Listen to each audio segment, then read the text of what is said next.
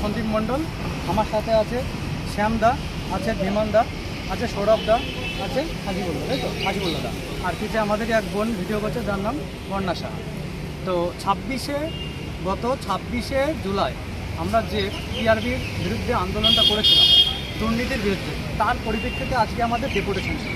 সেই ডেপুটেশনের প্রিপারেশন, তো আজকে ছিল আমাদের পিআরবি ডেপুটেশন। আর এই পিআরবি ডেপুটেশনে কী কী হলো তার সঠিক আপডেট আমরা নিজেরাই দিচ্ছি। তা প্রথম এই বিষয়ে বলছে আমাদের শ্যামদা। আমাদেরকে বলেছিল, আমরা প্রথম জানতে চেয়েছিলাম যে আমাদের এক্সামগুলো কবে হবে। ওখান থেকে জানানো হয়েছে যে ওবিসি ম্যাটার যতদিন না মিটছে একটাও এক্সাম হবে না, একটাও রেজাল্ট পাবলিশ হবে না। যেই ওবিসি ম্যাটার মিটে যাবে ওরা সঙ্গে সঙ্গে 1 মাসের মধ্যেও ওরা সব কন্ট্যাক্ট করে নেবে। আর আমরা এটাও জিজ্ঞাসা করেছিলাম যে 29 তারিখ যে পরীক্ষার ডেটটা ভাইরাল হয়েছিল সেটা কি ঠিক? ওরা বলেছিল যে 29 তারিখে আমরা একটা টেন্টেটিভ ঠিক করেছিলাম, কিন্তু বিভিন্ন কারণে এই যে ওবিসির যে রায়টা আসলো যে কারণে আমরা পরীক্ষা নিতে পারছি না। কিন্তু ওবিসির রায় যখনই সুপ্রিম কোর্ট কিছু দিয়ে দেবে তখনই তোরা পরীক্ষা নিয়ে নেবে। এবার আমরা বলেছিলাম যে পিএসসি নিচ্ছে, তাহলে পিআরবি কেন পারবে না? এবার তারা বলে যে পিএসসি তাদের নিজস্ব কোনো মানে পদ্ধতিতে করছে, যদি কোর্টে কোনো কেস হয় সেই চাকরি বাতিল হতে পারে, এরকম কিছু ব্যাপার। তারা কিছু বলবো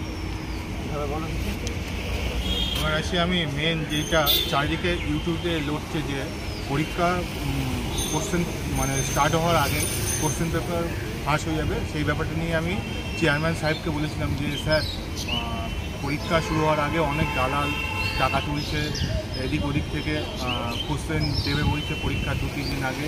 এই বিষয়টা নিয়ে যখন আমি স্যারকে জিজ্ঞাসা করি, স্যার তখন এই অ্যান্সারটা স্যার বলেছে যে তোমরা যেরকম শুনতে পাচ্ছ আমরাও শুনতে পাচ্ছি, আমাদের যে সার্ভার ক্রাইম আছে সেই জিনিসটা সবসময় ইউটিউবে যারা এইসব ভিডিও লোড করছে কিংবা যারা এই দালাল চক্রের সঙ্গে যুক্ত তারা আমাদের পুরো নখদর্পণে আছে। এই ব্যাপারটা স্যার আমাদের ভালোভাবে বলেছে যে তোমরা নিশ্চিন্ত থাকো যে আমাদের পরীক্ষা পুরো ফেসভাবে।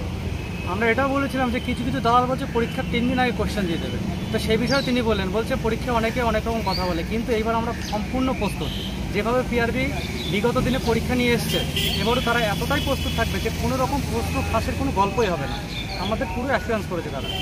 আমি একটা জিনিস স্যারকে বলেছিলাম, স্যার যেরকম এসএসসি যেরকম পরীক্ষা শুরু হওয়ার আগে একটা ক্যালেন্ডার প্রকাশ করে, এরকম যদি পিআরবি করতে পারে। এই কোশ্চেনের অ্যান্সার স্যার তখন বলেছিল, এই সন্দীপ বলছে কি তারা বলেছিল এসএসসি করে এসএসসিদের মতো, আমরা সেটা পারবো না, যে ডিপার্টমেন্ট সেটা পুরো আলাদা, আমাদের পিআরবির মতো চলবে। এবার গভর্নমেন্টের রায় যতদিন না আসছে ততদিন কোনো পরীক্ষা হবে না। আর এই যে রিক্রুটমেন্ট সামনে, ওরা বলছে ডব্লিউবিটাকে দালালরা বেশি পাখির চোখ করছে। তা এমনভাবে তারা পুরো ইউটিউব সেল, যে সাইবার ক্রাইমের মতো একটা ডিপার্টমেন্ট তারা পিআরবিতে বসিয়েছে, তারা পুরো তদন্ত করছে কোন ইউটিউব চ্যানেল কী করছে, কোন টেলিগ্রামে পয়সা চাচ্ছে, A to Z ইনফরমেশন তাদের কাছে আছে। এবং বিভিন্ন তারা মানে গোয়েন্দা সংস্থার দ্বারা তারা এই সমস্ত ধরার কাজ শুরু করে দিতে হবে। আমরা বলেছিলাম স্যার আপনার টেন্টেটিভ ডেট বলুন, কোন মাসে পরীক্ষা হবে, এরকম কোনো এক্সাম ক্যালেন্ডার আপনারা পাবলিশ করুন।